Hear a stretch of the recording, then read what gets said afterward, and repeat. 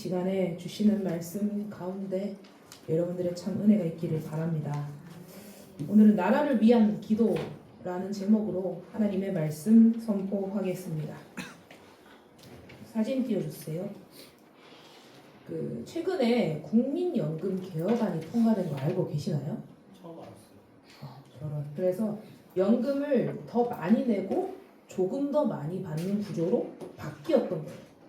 그래서 청년층에서는 반발이 일어났어요. 한 여론조사에 따르면 여기 표에 올려드린 대로 20대, 30대의 그 국민연금 개혁안을 반대하는 사람이 약 60%가량 됩니다. 왜냐하면 청년층의 입장에서는 더 오래, 더 많이 돼야 되는 구조가 됐거든요. 그렇게 해도 수령액조차 지금 세대보다 적다라는 계산이 나오면서 청년 독박론까지 나오고 있는 실정이에요.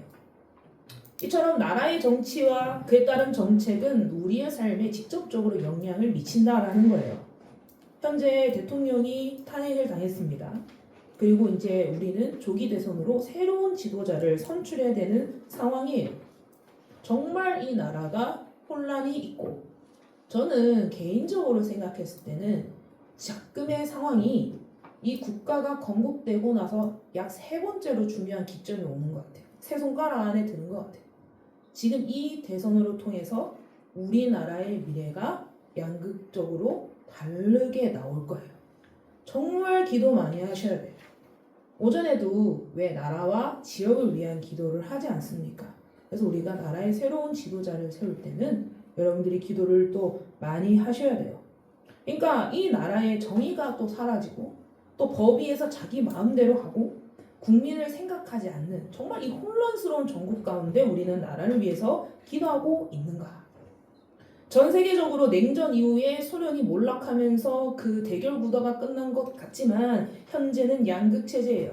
미국을 주도로 한 자유민주주의 진영과 또 사회주의 진영인 중국이 대립하고 있어요. 이외에 세력이 있지만 지금 붙는 거는 미국과 중국이에요.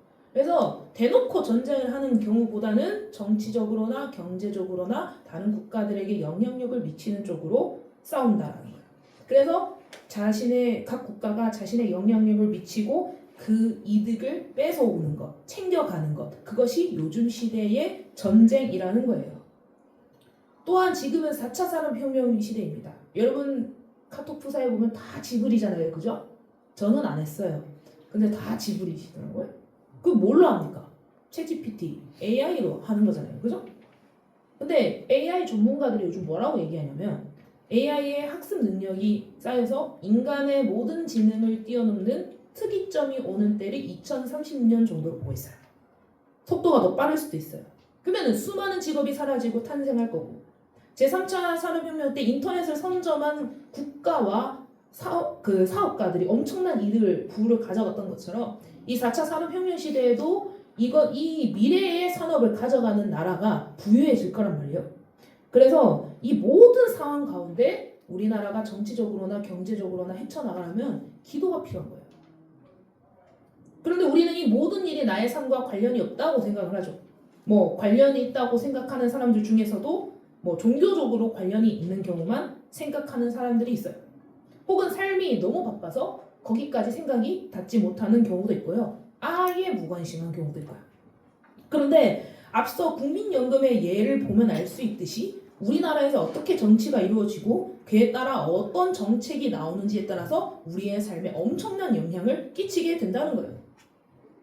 우리 어른들이 지금 뒤에 계셔가지고 제가 말 송구한데 근데 우리가 더 오래 살아가야 될 나라잖아요. 저희 아버지가 이제 은퇴를 앞두고 계시는데 이렇게 나라의 문제 이렇게 얘기하면 그래 나는 이제 좀 괜찮다 이렇게 얘기하시거든요. 그러니까 우리가 더 오래 살아가야 될 나라인데 우리는 과연 이 나라를 위해서 기도하고 있는가? 오늘 말씀의 배경은 이러합니다. 최후의 사사요 동시에 선지자 및 제사장의 사역을 수행했던 사무엘. 그는 이스라엘 백성들에게 이방 우상들을 제거하고 하나님만 섬기라고 선포해요. 그러면 블레셋의 지배를 받고 있던 이스라엘이 건짐을 받게 될 것이라고 말합니다. 그렇게 온 이스라엘 사람들을 미스바라는 지역으로 모이게 하고 하루 종일 금식하고 하나님께 회개 기도를 같이 올려요. 그래서 미스바에서 종교 개혁이 일어난 거죠. 그러자 이스라엘의 영원한 적국인 블레셋 사람들이 이스라엘을 침략했습니다. 그들의 지배를 받고 있던 이스라엘 사람들이 사무엘의 지도자, 그러니까 그런 리더십 아래에서 미스바에 모여서 정치적으로나 종교적으로 하나 되는 모습에 큰 위협을 느꼈을 거예요.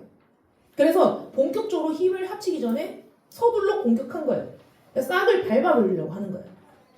정치적인 움직임이 있으니까. 이에 이스라엘 백성들이 두려워했어요. 왜냐?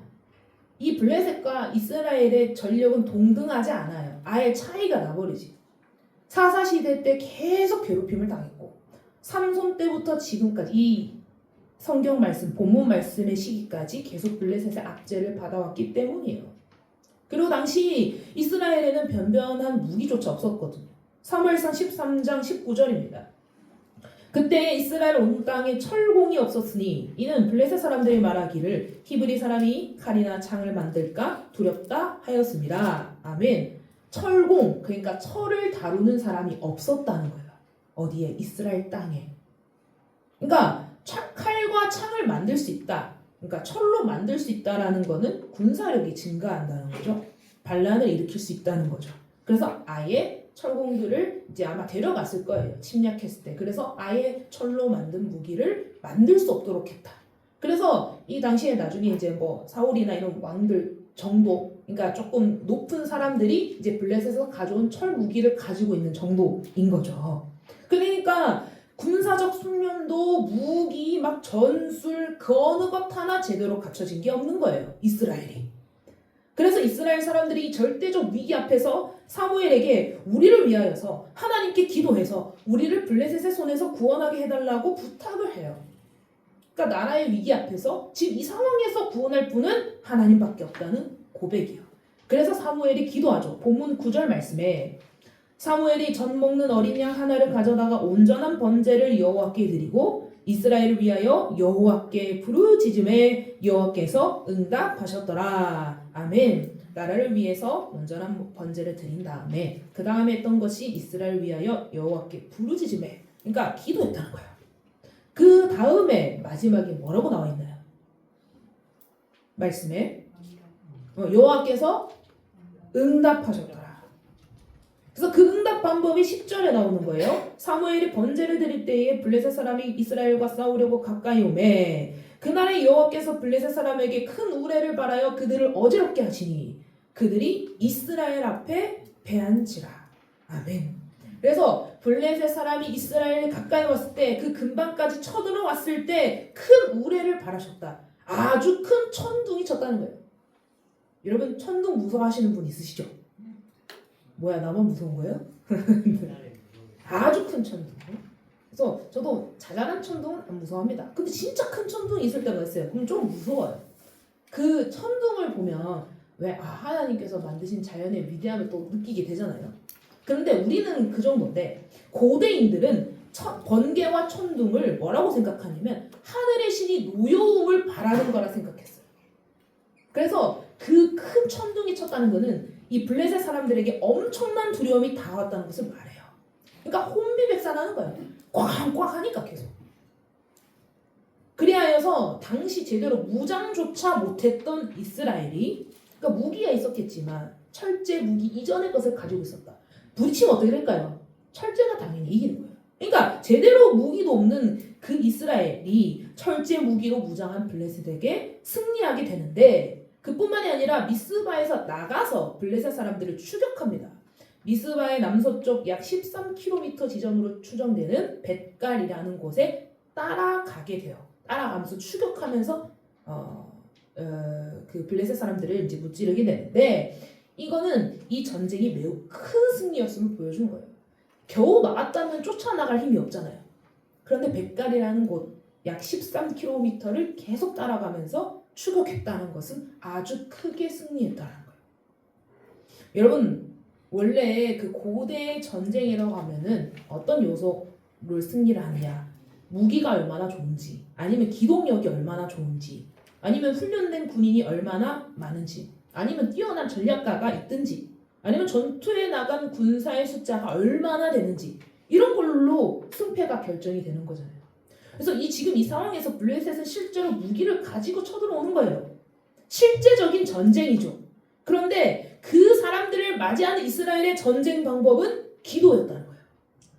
그 기도가 현실을 바꾼 거예요. 여러분이 이 말씀이 지금 2025년도에도 유효함을 믿으신다면 지금 이 나라를 위해서 기도할 때임은 우리는 알 수 있습니다. 왠 줄 아세요? 구약 성경을 보면 하나님을 따르고 의지한 민족은 흥왕하는 거예요. 잘 되는 거예요. 그런데 하나님의 길에서 떠난 백성은 쇠락하고 멸망하게 되죠. 그게 구약 성경 전체에 나와요. 그러니까 이 격변하는 세계 속에서 우리는 이 나라를 위해서 기도해야 돼요.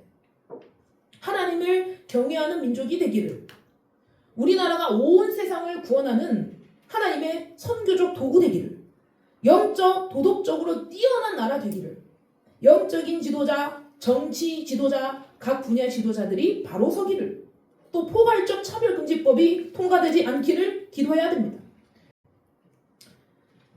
여러분, 온 나라, 만물, 우주를 통치하시는 분이 하나님이심을 믿는다면 모든 문제의 해결의 열쇠가 예수님의 이름으로 기도하는 것임을 믿는다면 여러분 기도하셔야 돼요.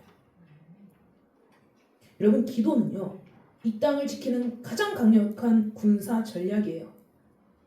한국교회가 지금 나라를 위해서 기도하고 있는가? 나라를 살리기 위해서는 나라를 살릴 수 있을 만큼의 기도 분량이 필요합니다. 근데 우리는 과연 기도하고 있는가? 한국교회는 얼마나 기도하고 있는가? 돌아볼 때예요. 교회가 회개하지 않고 범죄 가운데 그냥 서 있으면요, 그 민족이 망하는 거예요. 하나님께 기도할 사람은 교회 다니는 사람밖에 없잖아요. 교회가 망하면 나라가 망해요. 여러분, 지금 내가 기도하면 그 자리가 하나님의 역사를 일으키는 자리가 되는 거예요. 오늘 우리는 찬양 시간 후에 기도 훈련의 시간을 갖습니다. 제가 중보기도부 담당인데 중보기도부에서 매주 기도하고 있는 기도 책자를 가지고 왔어요. 우리 담임 목사님, 가정 다음 세대 우리 교회 한국교회 나라와 선교와 세계를 위해서 기도를 할 건데, 여러분께서 이 기도 제목을 보고 따라 읽으면서 확장하여서 기도하는 훈련을 할 거예요. 여러분, 기도 제목을 가지고 따라 읽으면서 기도를 하실 때 단순하게 기도하지 마시고 그 제목대로만 기도하지 마시고 거기서 파생되는 확장된 기도를 해보려고 애써 보십시오. 나중에 찬양을 하고 나서 이 기도 시간이 있는데 20분의 시간을 드릴 겁니다. 그래서 우리가 같은 기도 제목을 가지고 기도할 거고, 기도 제목이 49개나 되기 때문에 다 하지 않으셔도 괜찮아요. 원하시는 부분만 하셔도 괜찮습니다. 근데 이제 나라를 위한 기도 제목도 있으니 그 부분은 꼭 해주셨으면 좋겠는데, 어쨌든 이런 기도의 훈련들이 여러분들의 앞으로의 나라를 위한 기도와 신앙에 도움이 될 줄로 믿습니다. 여러분, 대한민국은 여러분이 살아가야 될 땅이에요. 나라가 잘 돼야 여러분이 잘 돼요. 나라의 경제가 망하면 다 같이 힘들어요. 그래서 기도해야 돼요. 나라가 영적으로 힘들잖아요. 교회들이 막 타락하잖아요. 나라 전체가 훨씬 더 타락해버려요. 그래서 기도해야 돼요. 우리는 정치를 제대로 알지 못해요. 시행하는 모든 정책의 의도와 결과를 알 수가 없어요. 대략적인 거는 아는데 그 결과가 무엇인지 전문가가 아니니까 알 수가, 도저히 알 길이 없죠. 경제, 정치, 안보 마찬가지예요. 그런데 큰 틀의 방향은 알고 있죠. 무엇을 위해서 기도해야 되는가? 무엇을 기준 삼아서 기도해야 되는가? 하나님의 말씀입니다. 공의, 정의, 사랑, 겸손, 서로를 섬기는 것, 여러 가지 여러분들이 아는 성경적인 기준을 가지고 이 나라를 위해서 기도하시고, 나라의 현안에 어려움이 있다면 그것을 위해서도 기도하셔야 돼요. 그래서 만물의 통치자이신 하나님 앞에 나아가서 최대한 아는 대로 말씀이 인도하시는 방향에 따라서 여러분들이 기도하기 시작하면 하나님께서 그 기도를 들으시고 이 대한민국을 좋은 방향으로 이끌어 주실 줄로 믿습니다. 나라를 위해 부지런히 기도하는 청년들 되기를 주님의 이름으로 축복합니다. 기도하겠습니다. 역사를 주관하시는 하나님 아버지, 오늘 말씀을 통하여 우리가 살아가는 이 나라가 결코 나와 무관한 것이 아님을 다시금 깨닫게 하심에 감사드립니다. 무기도 없고 힘도 없던 이스라엘 백성이 국가의 위기 앞에 기도로 하나가 되었던 것처럼 이 시대를 살아가는 우리도 기도의 무릎을 꿇게 하여 주옵소서. 주님, 보이지 않는 곳에서 이 나라가 침략당하고 있습니다.